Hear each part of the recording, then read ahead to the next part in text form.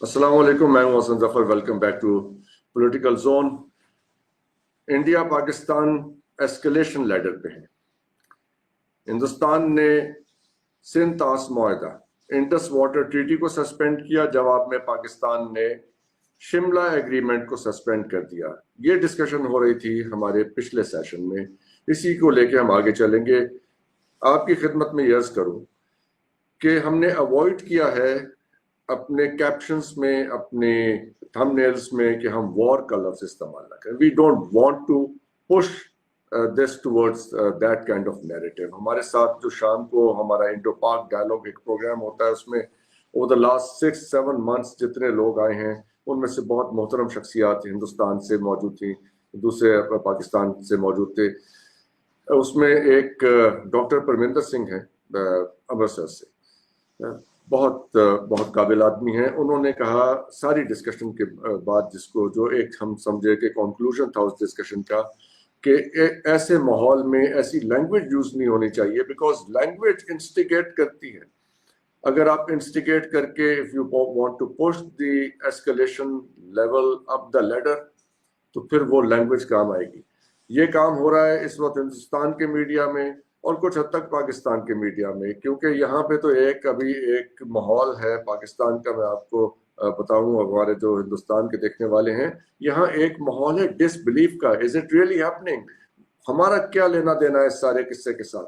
हम तो खुद अपने मसाइल भुगत रहे थे।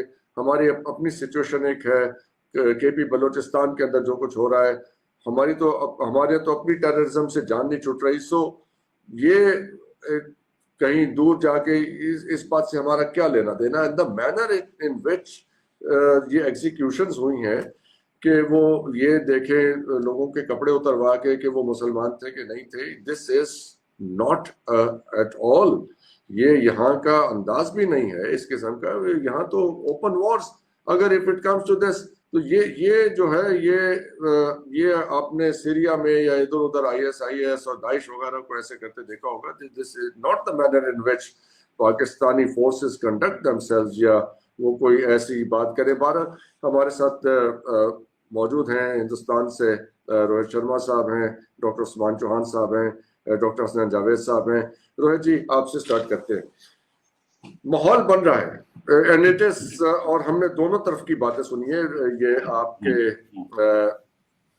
फॉर्मर जनरल मेहता हैं, उनका इंटरव्यू था नीलू व्यास साहबा के साथ, कल मैंने सुना।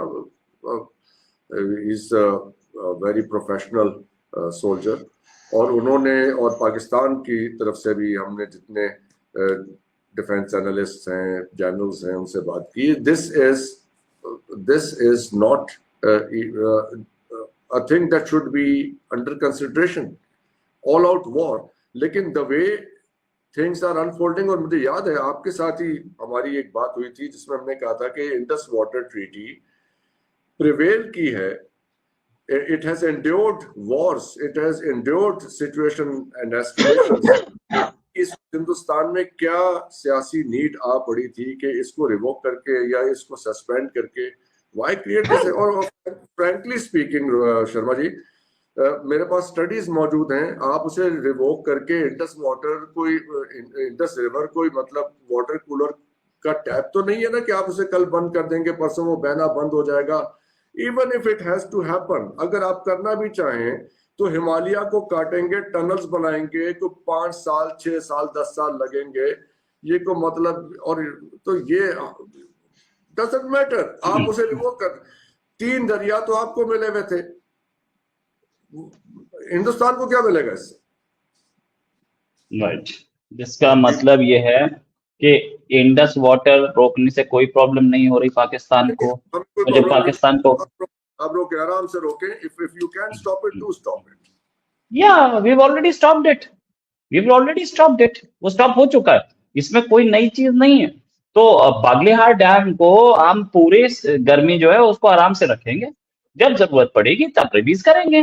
मतलब ये एक शर्त थी उसमें इंडस वाटर में कि 85% पानी जो है वो पाकिस्तान को जाना है, और वो 85% पानी जो है, आप जो पानी पी रहे हैं, ये भी इंडस से ही आया है। तो इंडस वाटर का जो 85% जो जाना था वहां, वो दोनों कंडीशंस, दोनों कंट्रीज का वो था, दोनों कंट्रीज की बात थी। पाकिस्तान के डिफेंस मिनिस्टर का स्टेटमेंट है, पानी रोका तो वॉर होगी। ये स्टेटमेंट है, पता नहीं उन्होंने क्यों दे दिया ऐसे। या तो डिफेंस मिनिस्टर ठीक नहीं है, या पानी की प्रॉब्लम आप गलत बता रहे हैं, बट स्टिल नहीं, क्या। गो हेड। हाँ, मैं आपने आप कुछ बोल रहे थे तो मुझे लगा मैं, तो फैक्ट इज के आप बोल रहे हैं कि कोई प्रॉब्लम नहीं है। चलिए आप कीजिए बात, आप कीजिए बात। आप बोल रहे हैं कोई प्रॉब्लम नहीं है, तो ये आपके डिफेंस मिनिस्टर को पता होना चाहिए था। इंडस वाटर कमीशन आता था, यहाँ पे बातचीत होती थी, क्यों होती थी अगर इंडिया ऐसा नहीं है। तब frankly speaking water has been stopped. सीधे सीधे बागलिहार डैम क्यों बना था, और उसके ऊपर इतने तीन जो नदियां हैं वो सीधे सीधे पंजाब से आती हैं, सीधे सीधे पंजाब से आती हैं। दैट मीन्स नीचे पहाड़ नहीं है, ग्लेशियर नहीं है जो कि मेल्ट हो रहे हो, तो वो तो सीधे सीधे होगा, तो आपका 50%, 85% आपके पास जा रहा है। इसी समय देखिए ना चलिए पाकिस्तान में कितनी एक्यूट क्राइसिस है। Done, it's done. यहाँ से आगे चलते हैं। ये इतनी परेशानी उठाने की जरूरत क्यों पड़ गई? मतलब यह है कि विदाउट ये this is a common question and let me ask you again कि आपके पास इतनी जल्दी कोई स्केचेस आ गए और उन स्केचेस की बेसिस पे आपने फैसला कर लिया कि Pakistan is involved. Is it as simple as that? अच्छा, एक चीज, पाकिस्तान इज इन्वॉल्व, हम पहले भी 10 बार एविडेंस दे चुके हैं, तो क्या पाकिस्तान ने हाफिज सईद हमें दे दिया? क्या पाकिस्तान ने हमें जैश ए मोहम्मद का चीफ दे दिया? नहीं, एविडेंस तो 50 दिए। पाकिस्तान ने तो डिनाई ही करना है ना एविडेंस को। एविडेंस हमारे पास है, पहले दिन से है। अच्छा, दूसरी चीज, एक बात और आराम से कोई आदमी समझे तो, कि ये एक, Kashmir is a land locked area, कोई सी नहीं है उसमें। लैंडलॉक में एक साइड चाइना है, एक साइड इंडिया है, और एक साइड पाकिस्तान है। इंडियंस को ही मारा जा रहा है तो इंडिया तो नहीं दे रहा, ठीक है ना। अब पाकिस्तान बोल सकता है कि इंडियंस ही देते हैं, ठीक है देते हैं, मान लेंगे यार। वो अब जवाब मिल जाएगा, अगले अगले 1 महीने के अंदर अंदर जवाब मिल जाएगा कि इंडियंस कितने हथियार देता है। चाइना देता है क्या? बोल दीजिए, हम मान लेंगे। तो कौन दे रहा है? तीसरा तो कोई हो नहीं सकता इसमें। तो अगर आपके लग नहीं थे, तो हथियार तो कोई सप्लाई कर रहा है ना, somebody is giving the weapons। और हमारे पास एक हिस्ट्री है, Pakistan has always been in denial mode. ना तो करगिल माना था आपने, ना मुंबई अटैक माना था। आप तो सबसे पहले बोलते हैं हम तो नहीं जानते किसने किया, फिर उसके बाद आप खुद ही मान लेते हो 3 महीने बाद, 6 महीने बाद, साल बाद, 2 साल बाद, 5 साल बाद। So if this happens, we know it, no we know it. तो ये चीज कि ये जिसने किया है उसको आज प्राइम मिनिस्टर ने बिहार में इंग्लिश में बोला, ठीक है। वो ना हिंदी में बोला, ना किसी और भोजपुरी में बोला, इंग्लिश में बोला। और बिहार में इंग्लिश में स्पीच देने का मतलब नहीं बनता, क्योंकि सब हिंदी जानते हैं। और मतलब पूरी वर्ल्ड को बताया कि हम इसका बदला लेने जा रहे हैं, आप समझ लीजिए। ये पूरी वर्ल्ड, बिहार में दिया, इलेक्शन स्पीच में बोला ना, जो बोला बहुत स्ट्रांग बोला है कि पूरी वर्ल्ड समझ ले हम बदला लेने जा रहे हैं और वो ठीक से लेंगे। जो जिन्होंने ये काम किया, Sharma ji, speech make sense. Election speech में बोलना तो समझ में आता है। यार इलेक्शन स्पीच में उन्होंने खुद बोला ना, इलेक्शन स्पीच में बिहार में इंग्लिश में। आप सोचिए कि आपके यहाँ कोई आदमी रावलपिंडी में इलेक्शन स्पीच दे रहा है, उसमें वो इंग्लिश क्यों बोलेगा? क्यों बोलेगा? उन्होंने बोला कि हम बदला लेने जा रहे हैं, और जिन्होंने ये किया है उन्हें भी नहीं छोड़ेंगे, और जो इन्हें सपोर्ट करते हैं उन्हें भी नहीं छोड़ेंगे। मैटर बहुत सीरियस है। अच्छा, उनकी उनकी ओवल ऑफिस में बैठ के हिंदी बोलते हैं, बिहार में खड़े होकर आप अंग्रेजी बोलते हैं। यस एग्जैक्टली, यही बात आपको भी समझने की जरूरत है कि ओवल ऑफिस में हिंदी बोला तो वो कौन सी कॉन्स्टिट्यूएंसी को केटर कर रहे थे, और बिहार में इंग्लिश बोली तो कौन सी कॉन्स्टिट्यूएंसी को केटर कर रहे थे, ये आपको समझने की जरूरत है। अच्छा, दूसरी चीज कि ये अकेले ये स्टैंड अलोन स्टेटमेंट नहीं है। आज हमारे external affairs minister, home minister दोनों प्रेसिडेंट से मिले हैं। हमारे ऑल पार्टी मीटिंग हुई है, साथ में और मीटिंग्स भी हुई हैं। हमारे एनवॉय, हमारे फॉरेन सेक्रेटरी ने वर्ल्ड के सारे बड़े कंट्रीज के एनवॉयज को बुलाया, उनसे उनसे मीटिंग किया, उनको समझाया कि what we are going to do. तो ये मैटर सीरियस है। आईएनएस विक्रांत, आज ही उसकी लोकेशन, कल ही उसकी लोकेशन लीक की गई थी। किसने की सबको पता है, लीक की गई। वो कारवार नेवल बेस के पड़ोस में था, और अभी थोड़ी देर पहले खबर आया है कि पूरा का पूरा स्ट्राइक कोर कराची की ओर बढ़ चुका है। तो आप अब समझ लीजिए बहुत सीरियस इशू नहीं है तो fine, it's good. Serious issue है, बहुत सीरियस इशू है। डॉक्टर उस्मान चौहान साहब, आप बताइए कि ये हमारे यहाँ जो अभी आज नेशनल सिक्योरिटी काउंसिल का हुआ है इजलास, आपने वो स्टेटमेंट पढ़ ली होगी जो वहां से इशू हुई है। In the light of what ever is happening, जो जो भी ग्राउंड रियलिटीज हैं और जो दूसरी साइड पे सेंटिमेंट्स हैं, हमारे यहाँ तो अभी वो बिल्ड हो रहे हैं सेंटिमेंट। हमें तो we were not even remotely thinking कि जी ये सारा क्या किस्सा है। आपको क्या लग रहा है, क्या सिचुएशन? जी सर, आपने दुरुस्त फरमाया। I don't see any appetite for any sort of confrontation in Pakistan. Sentiments are building up in reaction to hostility, but the public here was totally not in the mood for this. There is no such belligerence here. But I see this in a larger context. It's not about India and it's not about Pakistan. There is something far larger happening, जिसको हमने मुफस्सल अंदाज से इस show पे पहले भी कई मर्तबा इस पे नज़र डाली है. It is more about the United States and China. The United States right now is in a lot of trouble because the United States is now thinking that its nemesis, China, has become far, far too aggressive and too strong.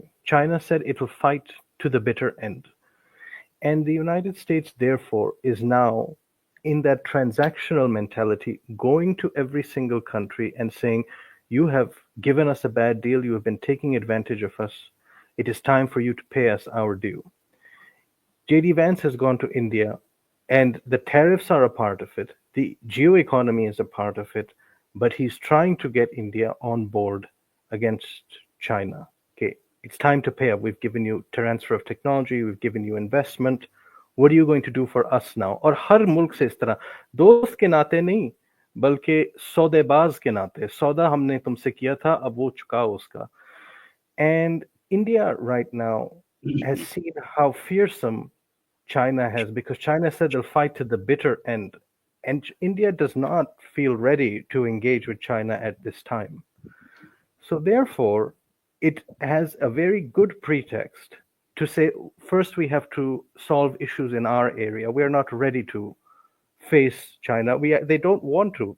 It's not in India's long-term interest to have confrontations with any country, certainly not China. China is extremely powerful. China is facing up to the United States eye to eye. It doesn't even care.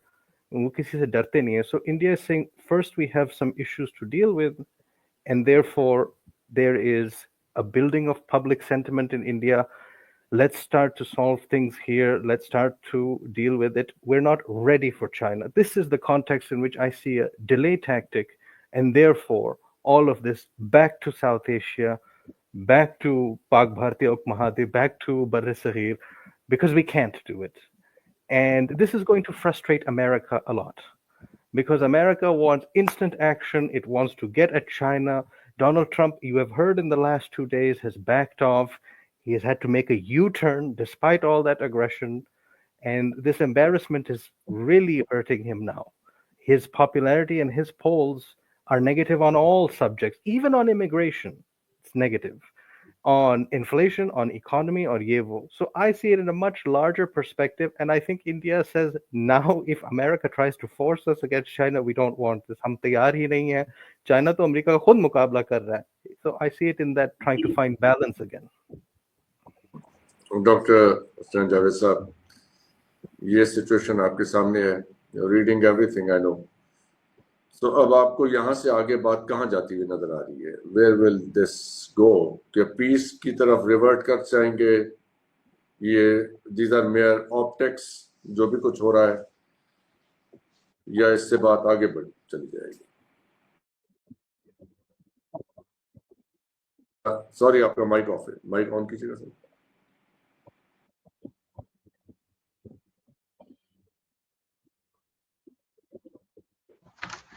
आपकी, हाँ जी, आपकी side से. Yes, sir. Sir, when the nuclear armed country fights to the end, it will have consequences far beyond the border. Rohit Sharma साहब को बात समझ में आई है कि नहीं आई?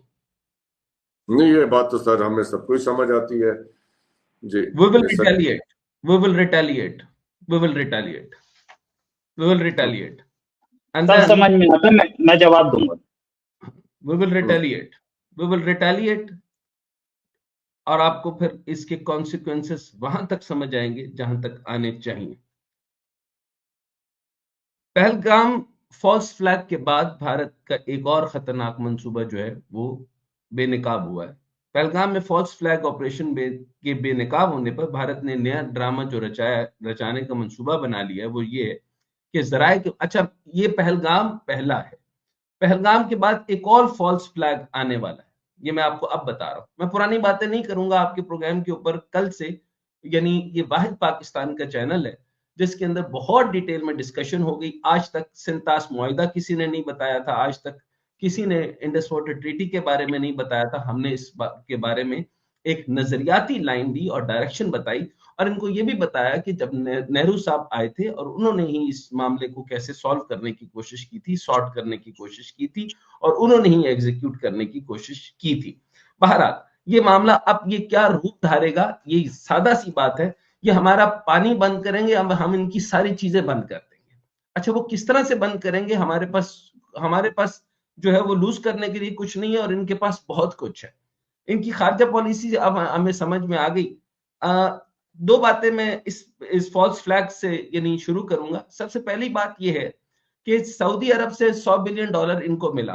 अच्छा, मैं ये हमेशा से कहता हूं कि चाहे वो हाफिज सईद का नाम लेते हैं, वो है अलकायदा, और अलकायदा क्या है? यानी वहाबीइज्म। और वहाबीइज्म क्या है? ये वही उसामा बिन लादेन का अकीदा। अच्छा, ये उसामा बिन लादेन का अकीदा क्या है? जैश ए मोहम्मद। अच्छा, जैश ए मोहम्मद क्या है? ये वही सिपह साहबा। सिपह साहबा वो क्या है? वो मुशर्रफ साहब ने बैन कर दी थी। अब जब ये बैन हो गई पाकिस्तान में से, तो इसको कुछ नहीं किया गया। सऊदीया से पैसा आता है और ये इनकी रॉ जो है वो ट्रेन करती है, और ट्रेन करके पाकिस्तान में आउटफिट बनवाते हैं, और सऊदीया को रिक्वेस्ट करके उनके आउटफिट यहाँ पे बनवाए जाते हैं, और फिर ये हमसे पूछते हैं कि ये पाकिस्तान में कहां से आते हैं। सो आपकी टेरर फाइनेंसिंग और आपकी टेरर ट्रेनिंग ये रॉ के अलावा और कोई नहीं करता। हमारी तरफ से लेके जैश ए मोहम्मद, सिपह साहबा, लश्कर तैयबा, लश्कर जंगवी, सो ऑन सो फोर्थ, ये सब के सब नजरियाती तौर पर जो है वो सऊदीया से मिलते हैं, और जो ट्रेनिंग लेते हैं वो रॉ से, इंडिया से, मोदी से, मुदत्ता से। अच्छा, अब दूसरी बात मैं बताऊं कि पहलगाम में जो फॉल्स फ्लैग ऑपरेशन इन्होंने किया, इसमें मुबैना तौर पर एक नई बात भी निकली है कि जिन यानी जहां बहक होने वाले मियां बीवी का बताया जा रहा है, वो बता रहे हैं कि हम तो जिंदा है, ये पता नहीं किसकी फोटो लगा दी है। दूसरी एक और बात मजे की निकली है कि जिस आदमी का स्केच दिया उसकी एक शक्ल जो है वो बाबर आजम से मिलती है, वो जो हमारा क्रिकेटर है बाबर आजम। अच्छा, आप वो बाबर आजम की तस्वीर के बजाय मेरी लगा देते तो ज्यादा अच्छी थी, मैं ज्यादा अच्छा लगता, फिर आपको पता भी चलता और मुझे मजा भी बड़ा आना था आपकी तबीयत साफ करने में।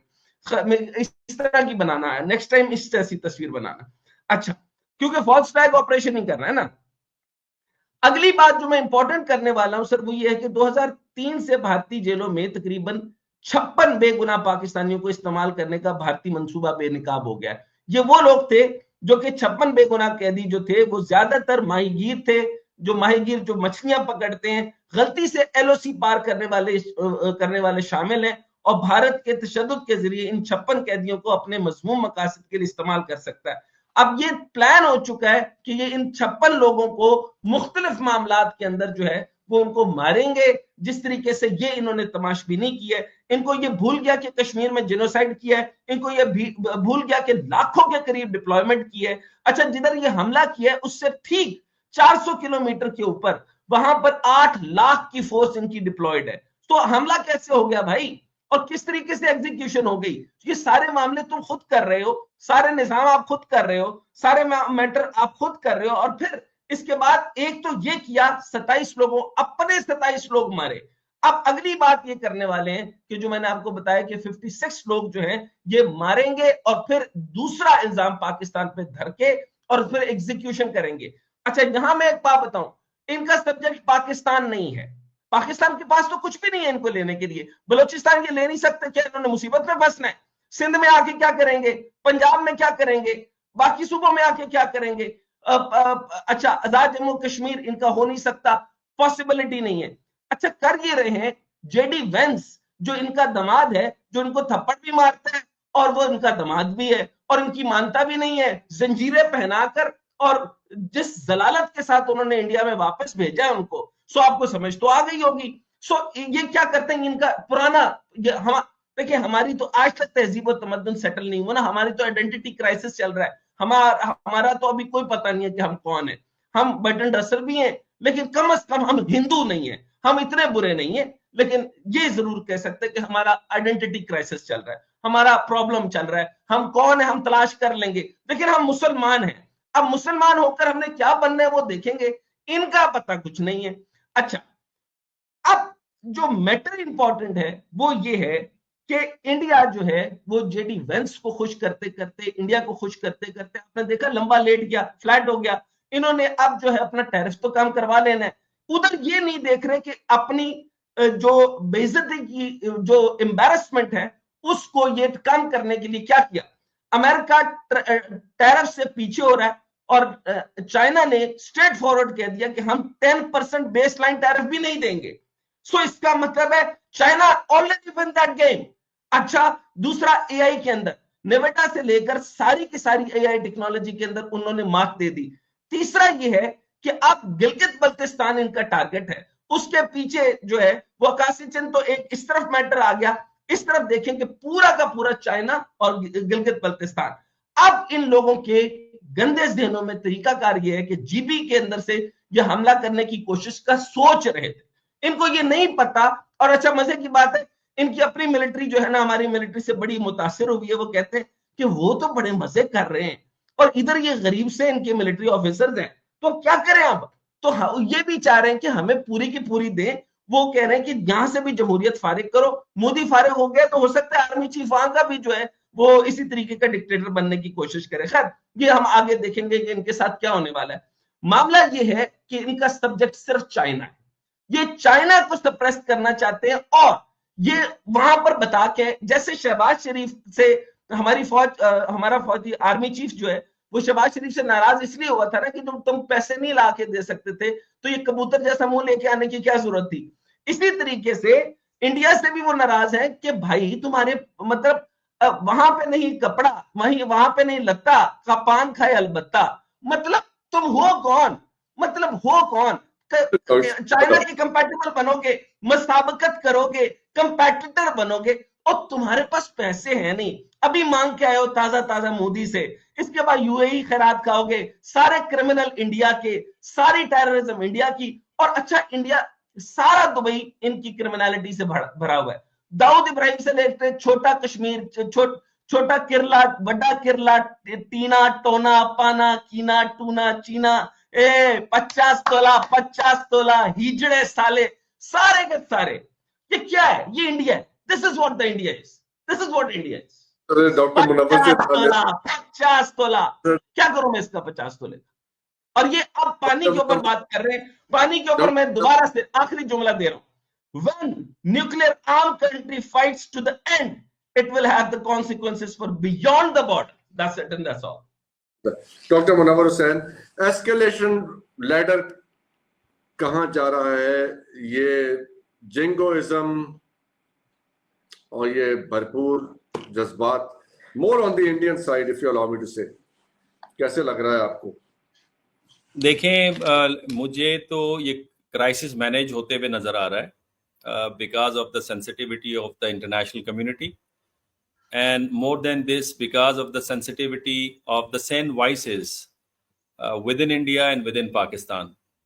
Because जो सोशल मीडिया में देख रहा हूँ भारत का, उसके अंदर अब लोगों ने ये सवाल उठाना शुरू कर दिया है, बरका दत्त और अरुंधति राय के अलावा, वो भी हालांकि बड़ी सैन वॉइसेस हैं, कि सवाल ये पैदा होता है कि हाईली मिलिटराइज्ड जोन के अंदर ये कैसे मुमकिन है कि इस तरह की दहशतगर्दी हो जाए जहां पे 709 लाख फौज मौजूद हो। अगर पुलिस और एक्स्ट्रा फोर्सेस भी लगा लें तो 1.5 मिलियन बनते हैं। और फिर ये कहना कि मुसलमानों ने मारा हिंदुओं को और कलमा जिन्होंने नहीं पढ़ा उनको टारगेट किया, जबकि उसमें 2 कश्मीरी भी और 2 मुसलमान भी टारगेट हुए, जिसका भांडा फिर अल जजीरा ने खोला। तो with in India Sen voices, और वो सवाल पूछ रहे हैं कि जब भी बाहर से कोई आता है या जब भी भारत में इलेक्शन होता है तो इस तरह का ही मामला क्यों कर होता है। और ये कोई फर्स्ट टाइम नहीं हुआ। अगर आप मुझे इजाजत दें, 13 इस तरह के वाकयात हो चुके हैं। पहला वाकया 1971 के अंदर होता है हाईजैकिंग का, और फिर 1995 के अंदर जो फॉरेन टूरिस्ट थे उनको टारगेट किया जाता है। और इस पे फॉरेन टूरिस्ट को जहां पे टारगेट किया है, इस पे बड़ा अच्छा किताब इसने लिखी है जब क्लिंटन आते हैं, मैडलिन अल्ब्राइट ने। और उसमें क्लिंटन साहब ने उसका इंट्रोडक्शन लिखा है, और इंट्रोडक्शन के अंदर उन्होंने बताया है कि काश में भारत न जाता, कम से कम 40 जाने बच जाती जो सिखों को टारगेट किया गया था, और 12 मिलिटेंट्स ने टारगेट किया था जिनका आज भी अता पता नहीं है। और उस वक्त भारत ने ये क्लेम किया था, भारत की हुकूमत ने, कि अल फरहान ग्रुप है जिसने ये किया। उसके बाद अल फरहान की बाद में कोई खबर नहीं आई कि वो मौजूद है या नहीं है। फिर उसके अलावा पार्लियामेंट के ऊपर हमला होता है जिसमें अजमल कसाब को पकड़ा जाता है और लेटर ऑन उसको हैंग करती है सुप्रीम कोर्ट। और सुप्रीम कोर्ट का जो डिसीजन है हैंगिंग का, जिसमें वो ये बात कहते हैं कि ये जो हैंगिंग है इसका कनेक्शन नहीं बनता इस इवेंट के साथ, but in order to satisfy the consciousness of the Indian people हम इसको पनिश करते हैं। पुलवामा का जहां तक मामला है, मुंबई अटैक होता है, सीबीआई का एक एजेंट है जो कि अपनी इन्वेस्टिगेशन में बताता है कि इंटरनल फैक्टर इन्वॉल्व है। उसके बाद वो मारा जाता है, उसका घर जला दिया जाता है। पुलवामा के अंदर आप जो वाकया हुआ, जो एक्स गवर्नर गोवा के और एक्स गवर्नर कश्मीर के सत्यापाल मलिक साहब, उन्होंने इस बात की गवाही दी कि ये रिग्ड था, ये प्लान्ड था, डेलिबरेटली सिक्योरिटी को कम कर दिया गया। इसके बाद समझौता एक्सप्रेस होता है जिसमें बाद में खबर पड़ती है कि वहां पे इंडियन आर्मी का एक रिटायर्ड मेजर उसके अंदर इन्वॉल्व पाया जाता है। और फिर पठान कोट हो जाता है 2016 में, 2009 में, यानी एक आपको एक तारीख नजर आती है यहाँ। और ये जो पानी का मामला है डॉक्टर साहब, ट्रेंड बता दूं, पानी का जो मामला है वो भी अब भारत उसको वेपनाइज करने की कोशिश कर रहा है। और ये भी नया वाकया नहीं है। 2016 में जिस वक्त ये उरी का वाकया हुआ, उस वक्त भारत ने कहा खून और पानी इकट्ठे नहीं चल सकते, नहीं बह सकते। और उस वक्त भी इशारा दिया, 2023 में कहा आप इसके ऊपर हमारे साथ रीनेगोशिएट करें। 24 के अंदर आपने मई में देखा कि रावी का पानी बंद कर दिया गया। सवाल ये पैदा होता है कि भारत का ये बिहेवियर क्यों है? भारत का ये बिहेवियर नहीं है, भारत के जो लोग हैं उसके अंदर बड़ी सैन वॉइसेस हैं। और याद रखें, लिबरल फिलॉसफी के अंदर when you will follow the public opinion there would be no war, because people want peace. Peace के अंदर प्रॉस्पेरिटी है, वॉर के अंदर डेथ, पेन एंड डिस्ट्रक्शन है। तो लिहाजा लोगों की सोच दोनों तरफ ये है। अच्छा, प्रॉब्लम यहां पे है सुपर स्ट्रक्चर का।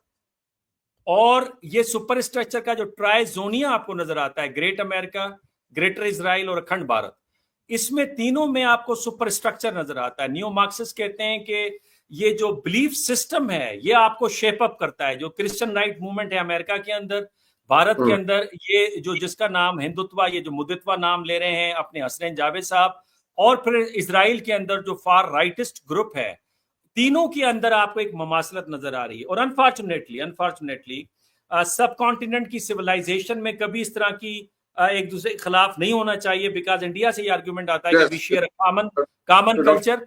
But I would say last sentence, but I would say कि ये जो 7 अक्टूबर को कॉपी करना है, जिस पे आज फॉरेन मिनिस्टर ने कहा कि we have information, intelligence information के सम फॉरेनर्स जो है वो उन्होंने लैंड किया है श्रीनगर के अंदर, और थर्ड पार्टी की जो इन्वॉल्वमेंट है वो आप भी समझते हैं, मैं भी समझता हूं।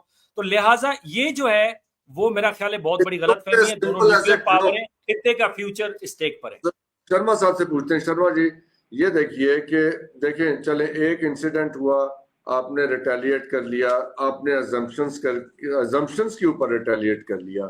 आपकी पॉलिटिकल नीड है, आपके यहाँ गुस्सा है, गम गुस्सा है। हमने तो सब लोगों से, हमारे जितने हिंदुस्तान में दोस्त हैं उनको फोन करके उनके साथ यानी कि इज़हार अफसोस जो भी रवायत होती है हमने वो भी किया, सब कुछ किया। हमारी भी कुछ ग्रीवेंसेस हैं। वो इकबाल का शेर याद आ रहा है, क्या वो शिकवा है बाबे वफा भी सुन ले, खूबगरे हमसे थोड़ा सा गिला भी सुन ले। तो मतलब यह है कि आप ही की साइड के सारे नहीं हैं, मतलब, और या अंग्रेजी में कह लें, devils are not so black as they are painted. आपने ज्यादा ही काला हैवी यूज कर लिया है। हमने ये हमने नहीं किया है, ये पाकिस्तान ने खुद पेंट किया अपने आप को, है ना। तो अब मैं जब बोल रहा हूँ तो आई वुड लव कि मुझे कोई डिस्टर्ब ना करे। मैं सबको आराम से सुन रहा था ना। आप कहे तो आप आराम से बोल रहे। अच्छा, हाँ, मैं सबको आराम से सुन रहा था, मुझे डिस्टर्ब ना किया जाए। ये पाकिस्तान ने अपने आप को खुद पेंट किया है, ठीक है ना। करगिल वॉर में पहले दिन बोलते हैं कि हमारी आर्मी इन्वॉल्व है, फ्रंटियर कोर इन्वॉल्व है, हम मानते हैं। उस समय तो आप इंटरनेशनल कम्युनिटी को बोल रहे थे नहीं नहीं ये हम नहीं है, ये मुजाहिदीन घुस गए, हम नहीं जानते। हु वाज भाई? इंडिया, है ना।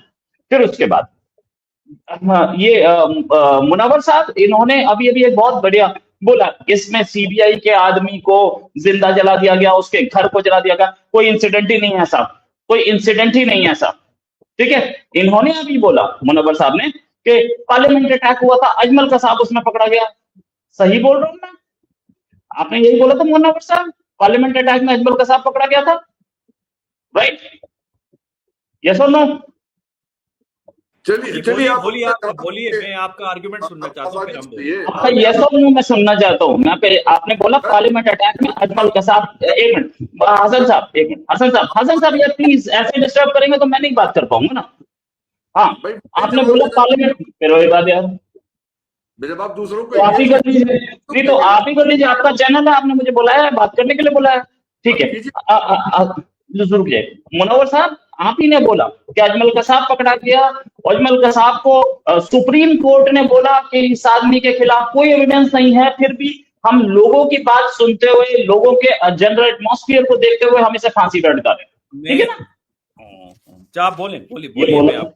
नहीं, आपने ये बोला था अभी 2 मिनट पहले कि नहीं, या इस वीडियो को दोबारा रिवाइंड करके सुना जा सकता है। ये वीडियो मैं सिर्फ अफजल गुरु की बात कर रहा था। जी बताइए। अजमल का साहब आपने बोला था, चलिए अफजल गुरु आपने अपने, क्योंकि आप पूरे थॉरो ना स्टडी करके नहीं आए थे, बिना स्टडी के आ गए थे, इसलिए मैं बता रहा हूँ, राइट। अब आपने सर्च मारा है, तब आपने बोला Afzal Guru, yes very good. नहीं अजमल का साहब बोला था, इसे मैं, आप चाहते हैं तो मेरे पास अभी मैं रिवाइंड करके सुना देता हूँ। रोहित स्लिप ऑफ टंग हो सकती है, स्लिप ऑफ टंग नहीं, क्योंकि उसके बाद जो आपने बोला कि हमारी सुप्रीम कोर्ट ने भी ये नहीं बोला, सुप्रीम कोर्ट ने रात को 12 बजे उसके लिए दरवाजा खोला और सुप्रीम कोर्ट ने हियरिंग की है। सुप्रीम कोर्ट में पूरा केस लगातार लाइन से 4 कोर्ट्स में सुना है। 4 कोर्ट्स कैसे मना कर दी, 4 कोर्ट्स ने कैसे उसे फांसी दे दी।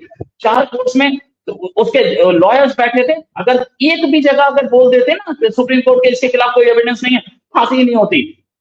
और ये फांसी अफजल गुरु की थी, है ना सर, राइट, वेरी गुड। आगे बात कर लेते हैं, और भी बहुत है, I have enough of evidence against you. एक तो हसनैन साहब बोले कि हमें यही नहीं पता कि हम कौन है, हिंदू तो नहीं है। भाई साहब, अपने बाप दादा का नाम तो सबको पता होता है ना, आप हिंदू नहीं है, अच्छी बात है, तो कौन है ये भी बता दीजिए। बराबर नहीं हूं मैं, आपका तिया पांचा कर दूंगा। हाँ कर दीजिए बॉस, यही बैठा हूँ। अरे मैं चमड़ी उतारनी मुझे भी आती है, आप अकेले नहीं उतार सकते, चमड़ी उतारनी मुझे भी आती है। एक आदमी आपके अंदर मैं भी दे दूंगा। एक आदमी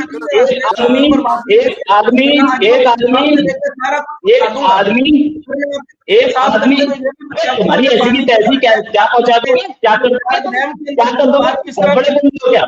तुम्हें ये नहीं पता कि तुम्हारा बाप कौन है, आप हमसे बोलिए।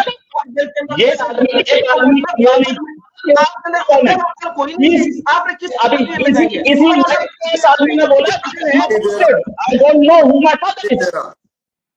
एक आदमी अपने आप को बॉस्टन क्लेम कर रहा है इसी लाइफ पे, उसके बाद मुझे अपने मिलाकर देख ले कहां से आए हैं, हम हिंदू तो नहीं है। अपने आप को ये बता रहा है, मुझे अपना बाप नहीं पता। तुझे ये नहीं पता, आप लोगों को तो पता ही नहीं कुछ कहां से राजवाड़े से पैदा हो रहे हैं, और हमारे you have yourself claimed that तुम्हें अपना बाप नहीं जाता, you have yourself claimed, Dr. Hasnan, you have yourself claimed that you are a bastard. In this very program you have claimed it. और बीच में नहीं, मैं इस आदमी को when I told him he should not speak in between, ये आदमी कुछ नहीं बोलेगा। इसका माइक बंद कीजिए, इसका माइक बंद कीजिए, इसका माइक बंद कीजिए, इसका माइक बंद कीजिए, माइक बंद कीजिए, माइक बंद कीजिए। माइक बंद कीजिए इसको, माइक बंद कीजिए इसका।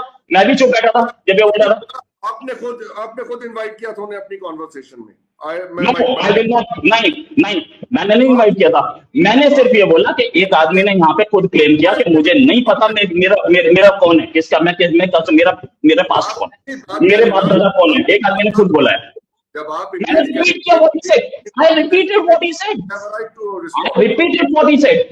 I repeated what he said. उसी पे भड़क गया अगला। यू डोंट आप अपनी बात करिए ना। आप क्यों मुनव्वर साहब को एंगेज कर रहे हैं, डॉक्टर साहब को एंगेज कर रहे हैं, फिर आप कहते हैं कि मेरी बात में बोल रहे हैं, फिर यही होगा।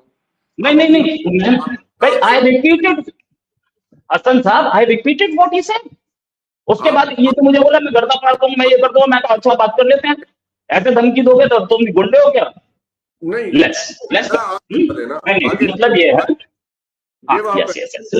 डिबेट में मजा, शर्मा साहब, डिबेट में मजा आता है, आर्गुमेंट काउंटर आर्गुमेंट्स है ना। मैंने आर्गुमेंट काउंटर आर्गुमेंट ही दे रहा हूँ सर, मैं काउंटर आर्गुमेंट ही दे रहा हूँ। एक आदमी ने खुद बोला कि मुझे नहीं पता मेरे बाप दादा कौन थे, मैंने वो रिपीट किया, बस उसके ऊपर मैंने कुछ नहीं बोला। आगे चलते हैं, आगे चलिए। मैं इस वीडियो को काट के लगा दूंगा ट्विटर पे, ठीक है? आपको टैग कर दूंगा, ठीक है? अब आप सुन तो लेंगे।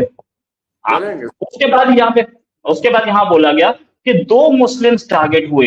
एक घोड़े वाला था जो घोड़ा चला रहा था, उसके सामने लोगों को मारा जा रहा था। उसने ये बोला कि भाई लोगों को क्यों मार रहे हो, टूरिस्ट हैं, इनसे हमारी रोजी रोटी चलती है, उसको भी मार दिया। एक बच्चा और था जिससे बोला कलमा पढ़, मुसलमान था वो, उसने बोला कलमा क्यों पढ़ूं मैं, जरूरी है क्या, उसको गोली मार दी। इतने पे ही गोली मार दी, ठीक है? तो ये 2 मुसलमान ऐसे मरे और 28 में से दो एक है, बल्कि दूसरे का नाम ये बता रहे हैं, वो एक अभी आया है, ठीक है? अब आगे एक ये इन्होंने बोला nuclear war has international ramifications. जब करगिल जो मुझे घुसे थे तब नहीं पता था कि इंटरनेशनल रैमिफिकेशंस होती, तब नहीं पता था। जब बालाकोट हुआ था तब नहीं पता था। जब आपके वहां से स्विफ्ट रिटॉर्ट आया था आप चुप रहे थे। ये पूरा का पूरा इंटरनेशनल रैमिफिकेशंस रोहित शर्मा के लिए या इंडिया के लिए? ये इंटरनेशनल रैमिफिकेशंस हैं तो सबके लिए। जब आप वहां से किसी को भी भेज देंगे, आपने किया था जब पार्लियामेंट में अटैक हुआ, आपका आदमी था, आपकी गवर्नमेंट ने माना, आपके प्राइम मिनिस्टर ने माना कि हमने भेजा था बालाकोट में, सॉरी मुंबई अटैक। अब करगिल में आप ही की आर्मी घुसी थी, न्यूक्लियर टेस्ट के बाद घुसी थी, उस समय नहीं सोचा किसी ने। ये सारी बातें इंडिया ही सोचे, आप ना सोचें। जब होगा होगा, बात खत्म। इसका मतलब ये है कि शर्मा साहब बोल रहे हैं तो फिर मुझे थोड़ा इजाजत दीजिएगा। शर्मा साहब चले आप इसका मतलब शर्मा जी आप अपना वाइंड अप कीजिए। हाँ या नहीं, क्योंकि बहुत कुछ बोला गया 4 आदमियों, मुझे सबका जवाब देना। पाकिस्तान के एक मिनिस्टर ऑन रिकॉर्ड हैं कि हम इंडिया के ऊपर न्यूक्लियर वेपन मारेंगे। ये भी ये गुंडागर्दी भी पाकिस्तान से होती है। इंडिया के एक मिनिस्टर का ऐसा स्टेटमेंट मुझे दिखा दीजिए। अगर इस तरीके के मिनिस्टर्स हैं तो फिर you know we can't say anything, फिर हम कुछ नहीं कह सकते, सॉरी। अच्छा, इसके बाद फिर आते हैं फॉल्स फ्लैग ऑपरेशन। भाई मैंने आपको बता दिया पाकिस्तान कितना झूठ बोलता है। करगिल में आपने झूठ बोला है, मुंबई अटैक में आपने झूठ बोला, उसके बाद मान ही लिया ना, तो ये फॉल्स फ्लैग ऑपरेशन है, ठीक है? अच्छा, एक चीज, पानी बंद कर देंगे तो हम सारी चीजें बंद कर देंगे, ऐसा बोला डॉक्टर हसनैन ने। भाई साहब क्या बंद कर देंगे और बता दीजिए। सब कुछ तो बंद कर चुके आप पहले से, अब बचा क्या है? इसके बाद क्या गोल्ड देते हैं, अरबों रुपया देते हैं, क्या देते हैं मुझे नहीं पता। अच्छा, कितना झूठ बोल रहे हैं इन्होंने। अभी इसी प्रोग्राम में बोला लश्कर तैयबा, लश्कर झांसी को वो 100 बिलियन डॉलर आया है और उसको इंडिया ट्रेनिंग देता है। अरे भाई, ये सारे के सारे आपके कंट्री में बैठे हैं, तो अगर आपके पास टेरर कर रहे हैं तो आपने अरेस्ट क्यों नहीं किया? इंडिया 50 बार बोल चुका है कि हमें दे दो, हम उनके ट्रायल करना चाहते हैं। यहाँ पे सईद आपके पास बैठा था, अजहर मसूद आपके पास है, दाऊद आपके पास बैठा है, सारे तो आपके पास बैठे। इन्होंने यही बोला कि इंडिया का दुबई में इंडिया के क्रिमिनल। अरे यार, झूठ की भी लिमिट होती है। आपके कंट्री में बैठा है, आपने खुद लिख करके दिया है FATF को कि एड्रेस ये रहा दाऊद का। नहीं पढ़ा इन्होंने, ये पढ़ना भी नहीं चाहते। ये स्लो में झूठ पे झूठ, एक सेंटेंस झूठ है इनका, एक सेंटेंस झूठ है इनका। दाऊद कौन सी कंट्री में? तो FATF को क्यों लिख के दिया कि हमारे कंट्री में रह रहा? उसका कराची वाला एड्रेस क्यों दिया उसको? रिटन में दिया है FATF में। कहानी सुना रहे हैं कहना चाहते हैं, अब जरा उन्हें लीजिए आपको। नहीं, एक मिनट, पूरा खत्म नहीं हुआ, पूरा खत्म नहीं हुआ है सर, प्लीज 2 मिनट और दे दीजिए पूरा। अच्छा, ये बोला डेड लोग हैं जिंदा निकले। अरे यार टोटल प्लीज, है वहाँ हमारे पास। हाँ, एक मिनट, जस्ट मिनट 2 मिनट दीजिए मुझे। बोला डेड लोग, जिनको डेड डिक्लेयर किया गया वो जिंदा निकले, है ना? 28 लाशें सारी जिंदा हैं। वो डेड डिक्लेयर किया, पता नहीं कौन से यूट्यूबर ने ट्वीट किया या कौन से ने ट्वीट किया, वो जिंदा निकले होंगे। आपको एक एक नेवी का लेफ्टिनेंट साहब दिख रहा है, उसकी डेड बॉडी दिख रही है, उसकी वाइफ दिख, जस्ट मिनट यार, ऐसे नहीं होगा, प्लीज प्लीज नहीं, बहुत सारे झूठ बोलेंगे, मैं सारे झूठ एक्सपोज करूंगा, प्लीज प्लीज टाइम प्लीज, दिया आपको, जस्ट 1 मिनट यार, जस्ट 1 मिनट यार, जस्ट 1 मिनट, ओके। है ना? तो 28 लाशें दिख रही है ना, तो ये जिंदा निकला क्या, ये क्या, ये झूठ बोल के कोई था? Just minute. हाँ, फिर उसके बाद मछली पकड़ने वाले थे, एलओसी क्रॉस कर गए गलती से। मछली पकड़ने वाले एलओसी क्रॉस करते हैं, मछली पकड़ने वाले सी से जाते हैं, एलओसी पहाड़ में है, मतलब फिर झूठ। अरे यार, लिमिट होती है ना किसी झूठ की। देन जस्ट मिनट, तो मछली पहाड़ों पकड़ने वाले नहीं जाते। एक नहीं मिनट होती एक मिनट शर्मा एक जी, मिनट, पहाड़ों के दरियाओं में मछलियां नहीं आती। तो वो क्रॉस करके पाकिस्तान जाते हैं, वो क्रॉस करके पाकिस्तान जाते हैं, या पहाड़ों के दरियाओं में मछली होती है, वो क्रॉस करके पाकिस्तान क्यों जाएगा? यार एक मिनट यार, वो ओके, क्रॉस तो करके पाकिस्तान क्यों जाएगा? वो अपने दरिया में पकड़ेगा। मछली पकड़ने वाले जो, अरे यार फिर पता, आपने बोलना है तो बोलते रहिए, आपका चैनल है। मछली पकड़ने वाले जो पाकिस्तान की एरिया में क्रॉस करते हैं, वो सी से क्रॉस करते हैं, इंडियन एरिया तक। 9 minutes to finish, please. Don't हाँ, wanna बस तो एंड देन फाइनली गरीब आर्मी ऑफिसर्स हैं भाई, आपके आर्मी ऑफिसर्स अमीर हैं, वो सिर्फ पाकिस्तान को खा रहे हैं। हमारे आर्मी ऑफिसर्स ईमानदार हैं, सैलरी पे और पेंशन पे ही चलते हैं। आपकी तरह उनके, आपके आर्मी ऑफिसर्स की तरह उनके जजीरे नहीं होते, आपके आर्मी ऑफिसर्स की तरह उनके पापा जो पिज्जा आउटलेट्स नहीं होते। something thanks. or we will move ahead. अभी Everything बस is done. जज्बे, तो इनके पास जज्बे मुझे भी नहीं होते। मुझे इजाजत दीजिए। जी देखें शर्मा, आप और हम जिस दुनिया में रह रहे हैं और इस दौर में रह रहे हैं जहां पे इस दुनिया में कई जंगें हुई, जिसका नतीजा डेथ, पेन एंड डिस्ट्रक्शन निकला, फायदा 0/0, दोबारा एक मेहनत से चीजों को रिकंस्ट्रक्ट करते हैं। लिहाजा जंग तो इसका हल नहीं है। जंग ना आप हमें मार सकते हैं ना हम आपको मार सकते हैं, दोनों के पास न्यूक्लियर वेपन नहीं है, मजाक नहीं है ये। और जिनके पास न्यूक्लियर वेपन है वो इसको समझ सकते हैं, पहली बात। दूसरी बात, देखिए शर्मा, ये भी आपको तस्लीम करना होगा कि अगर मैं इस वक्त इंडियन चैनल पे होता, या हसनैन होते, या उस्मान होते, या हसन होते, उनका तो वॉइस ही बंद हो जाता। ये टॉलरेंस हमें दिखानी है, लाजमी बात है, काउंटर आर्ग्यूमेंट हमें करना है। मेजर आर्ग्यूमेंट ये है सर, हम इसको प्लाजिबल तरीके से आगे लेके चलते हैं ना। देखिए, मेजर आर्ग्यूमेंट ये है कि पाकिस्तान और इंडिया का एक दूसरे के ऊपर ब्लेम गेम छोड़ देते हैं, फिलहाल साइड पे रख लेते हैं। हम कहते हैं कि यार चलो, हम आपके कहने के मुताबिक हम आप पे इल्जाम लगाते हैं और हम ये समझते हैं कि आप हम पे इल्जाम लगाते हैं। लेकिन जो इंटरनेशनल कम्युनिटी है शर्मा भाई, उसके बारे में आप क्या कहेंगे? बिलफर्स, ये जो ग्लोबल डेथ स्क्वाड डिस्कवर हुआ कनाडा में, जिसके ऊपर ट्रूडो ने शोर मचाया, पुन्नू का केस हुआ अमेरिका में, स्पाइनेज का केस हुआ कतर के अंदर, ये क्या था? इसको आप कैसे एक्सप्लेन करेंगे? दूसरा ये कि फेटफ की रिपोर्ट जो है भारत के बारे में, टेरर फाइनेंसिंग के बारे में, उसको आप कैसे रिस्पॉन्ड करेंगे? और बदकिस्मती से ये कोई खुशाइन बात नहीं है, but I mean this is the fact कि इवन ये भी सुनाई दे रहा है कि एशिया में जो टेरर फाइनेंसिंग है 74% इज कमिंग फ्रॉम इंडिया।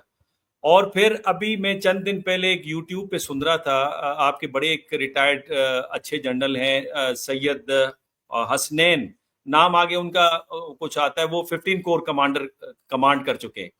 अच्छा, वो फरमा रहे थे अपने पॉडकास्टर में, बड़ी अता हसनैन जी, वो फरमा रहे थे कि इसमें कोई शक नहीं है कि we are indulged in Balochistan through Afghanistan. और फिर मेजर गोरेवारिया के तो इस हवाले से बहुत ज्यादा क्लेम है। कहने का मकसद ये कि जब इधर इंटरवेंशन होती है तो उधर भी इंटरवेंशन होती है, उधर होती है तो इधर भी इंटरवेंशन होती है। लेकिन सवाल ये है, फॉर द न्यू जनरेशन, वो क्या आमने इसी तरह से चलना है? क्योंकि दुनिया के अंदर ये वो खिता है जिसमें सबसे ज्यादा गुर्बत मौजूद है। दुनिया में ये वो खिता है जहां पे सबसे ज्यादा इलिटरेसी है। इस वक्त सबसे ज्यादा क्लाइमेट का प्रॉब्लम इस खिते के अंदर पाया जाता है।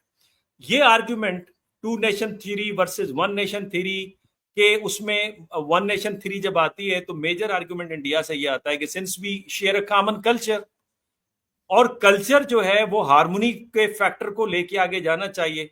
Why we don't understand the structural imperialism in which deliberately issues are given या उसको अनरिजॉल्व छोड़ा गया सारे पेरिफेरल के नेशंस के दरमियान में, ताकि वो लड़ते झगड़ते रहे। और ये मेजर आर्गुमेंट था जो आपके फॉरेन मिनिस्टर ने कई दफा वेस्टर्न प्लेटफॉर्म के ऊपर दिया है कि दुनिया क्यों चाहती है कि इंडिया दुनिया वेस्ट की नजर से देखे। हमारा एक अपना वो नजर है, एक अपना अपना एंगल है।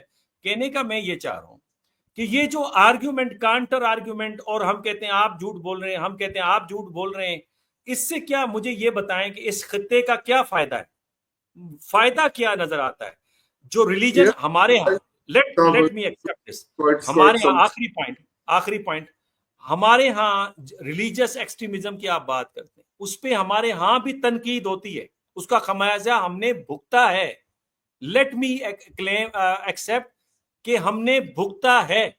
लेकिन हमें दुख यह है कि अब भारत के अंदर जो रिलीजियस फैनेटिसिज्म है, they don't understand, because this is our experience, कि अब भारत की जो पोलराइजेशन सोसाइटी के अंदर नजर आ रही है, इससे पहले नजर नहीं आ रही थी। दिस इज बहुत माई शुक्रिया, आर्ग्यूमेंट कि इसको बहुत अच्छा, लेके आगे आप सुनना चाहिए। बहुत अच्छा किया आपने ये बातें की।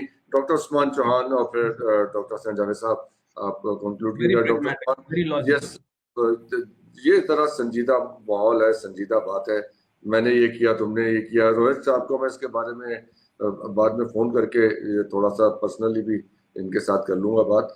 डॉक्टर नहीं, उस्मान, रोहित को मैं अपने YouTube चैनल पे भी लूंगा। ये अच्छा इंटरेक्शन होना चाहिए। This is good thing, this is good. But we are running short of time, मुझे अगला प्रोग्राम पे भी जाना है। Doctor Usman please. जी थैंक यू। रोहित जी, ये तो मेरे बुजुर्ग हैं, मैं तो उनका बिल्कुल एहतराम करता हूँ, बाकी सब का भी। और जो डॉक्टर मुनव्वर ने बातें की हैं कि इसको वसी तनाजुर में देखें, द स्ट्रक्चर ऑफ इम्पीरियलिज्म, अब एक नया दौर हमें शुरू करना चाहिए इश्तियाल अंगेजी पे जो ना मबनी हो। और आप इसको वसी तनाजुर में मद्देनजर रखते हुए ये भी देखें कि the bigger players here are the US and China. In a previous Cold War, there were proxy wars like this too. यहाँ भी वो ये है कि हम आगे बढ़ें, वो आगे बढ़ें. We have to preserve our national interests and we shouldn't seek provocation. I don't see the appetite for this kind of thing, certainly in Pakistan. We have to really focus on our well-being and prosperity, वरना एक नस्ल दर नस्ल ये कशीदगियां रहेंगी. That's all. Doctor संजावेद साहब please. अच्छा sir, मैं दो इम्पोर्टेंट बातें करना चाहूंगा। एक तो ये कि शिमला मुआहिदा जो हुआ था, उसको दोबारा से इसको जो है वो री एंगेज करना चाहिए और उसको देखना चाहिए कि ये किस तरीके से इन्होंने मामला खत्म किया। दूसरा इम्पोर्टेंट पॉइंट मैं आपके सामने रखना चाहता हूं कि जो भारत मकबूजा कश्मीर में किन किन दरियाओं पे कंस्ट्रक्शन कर रहा है। आपको पता है रन ऑफ द रिवर जो है इंडस वाटर ट्रीटी के मुताबिक, रन ऑफ द रिवर जो है वो आप पानी इस्तेमाल कर सकते हैं, चाहे वो इंडिया इस्तेमाल करता है या पाकिस्तान करता। बहरहाल अब जो बात तय हो गई तो रन ऑफ द रिवर पे कर सकते हैं, डैम तैयार नहीं कर सकते। तो चुनाचे मैं इस पे आपसे मुतालबा करता हूँ पूरी, यानी of course international arbitrary court के अंदर हम जाएंगे और दरियाए चनाब जो सिंध तास मुआहदे के तहत मुकम्मल हो चुका है उस पर पाकिस्तान को दिया गया था। ये सिंध तास मुआहदे के तहत पाकिस्तान को दिया गया था, मगर भारत इस पर कई हाइड्रो पावर मंसूबे तामीर कर चुका है। अच्छा, एक है बगलियार डैम, ये मुकम्मल हो चुका। रातले डैम जो है वो हाइड्रो इलेक्ट्रिक प्रोजेक्ट है, वो जेर तामीर है। पकदल जो है, ये पकलदुल जो डैम है वो जेर तामीर है। केरू प्रोजेक्ट जेर तामीर है। कारथाई प्रोजेक्ट मंसूबा बंदी के फेज में है। अब इन तीनों को, इन सबको रुकना चाहिए और किसी भी किस्म का डैम की इजाजत ऑफ कोर्स नहीं देनी चाहिए। और पाकिस्तान यानी अभी क्योंकि आप लोग इस बात के कंसेंसस पे आ रहे हैं कि अगर आप बातचीत और नेगोशिएशन की तरफ जाएंगे तो ऑफ कोर्स हम नेगोशिएशन की तरफ जाएंगे, लेकिन अगर आप हमारा पानी बंद करेंगे जो इन्होंने किया है उसकी मुताबिक, अगर मेरा जाती ओपिनियन है कि फौरी तौर पे आपको इनके डैम्स पर अटैक करना चाहिए। अच्छा, और ये याद रखना चाहिए कि न्यूक्लियर हम पावर है और न्यूक्लियर फोर्स है and we will retaliate definitely. अच्छा, बाकी जो है दरियाए जेहलम में सेंतास मुआहदे के तहत पाकिस्तान को जो दिया गया है, भारत इस पर भी कंस्ट्रक्शन कर रहा है, यानी किशन गंगा डैम जो है। अच्छा, इसके मुकम्मल हो चुका। भारत ने दरिया नीलम पर किशन गंगा हाइड्रो प्रोजेक्ट की जो प्रोजेक्ट की तामीर पर भी तकरीबन मुकम्मल इन्होंने कर ली है, बल्कि मुकम्मल कर चुके हैं। इसके लिए इससे 16 किलोमीटर तवील सुरंग बनाकर नीलम दरिया के पानी का रुख अपनी तरफ मोड़ लिया। ये एक बहुत बड़ी वायोलेशन है। अच्छा, ये टेक्निकल पॉइंट्स मैंने आपके सामने रखती हैं। जब वायोलेशन एक आदमी करता है तो उसके अगेंस्ट में सिर्फ रिटेलिएशन होती है, और रिटेलिएशन में हमारा पूरा राइट बनता है कि हम अटैक कर दें, और ये डैम इनके खत्म होने चाहिए, चाहे ये आर्बिट्रेटरी कोर्ट में हो, निगोशिएशन से हो, या फिर जंग से हो। अगर जंग खुदा न खास्ता ना हो, क्योंकि न्यूक्लियर दो मुल्क होते हैं जो कि न्यूक्लियर छोटा मुल्क हो, बड़ा मुल्क हो, न्यूक्लियर है, इसको समझने की कोशिश करनी है। अच्छा यार, ये रोहित शर्मा खरबूजे का मुंह लेकर हंसता रहेगा तो मैं क्या करूंगा? यार मैं कुछ बोल रहा हूँ, मैंने माइक बंद कर रखा, हंस रहा हूँ, आप अपना बोलते रहिए। आप भी तो बोल रहे थे, हद हो गई। पॉइंट ये है, आप तो बीच में इतना बोल रहे हैं, आप हद हो गई। मैं तो कुछ बोल ही नहीं रहा हूँ, आप तो अपनी अपने खरबूज, आपकी शक्ल तो सड़े हुए पपीते टाइप है। अभी 2 मिनट पहले आप बोल रहे थे, 2 मिनट पहले आप बोल रहे थे, 2 मिनट पहले बोल रहे थे न्यूक्लियर रेमिफिकेशन होगी, अब आप बोल रहे हो, आप बोल रहे हो न्यूक्लियर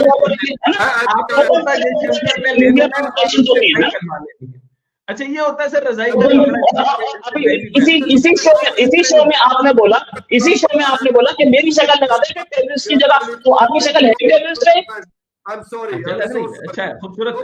अच्छा अब पॉइंट ये है, अच्छा पॉइंट सिंपल मैं आपके सामने ये जो रख रहा हूं, ये फौरी तौर पे ये चीजें, फिर भारत दरिया काबुल पर भी काफी सारे काम कर रहा है, यानी शातूत डैम जो है काबुल के करीब, भारत इस मंसूबे में माली ताउन दे रहा है।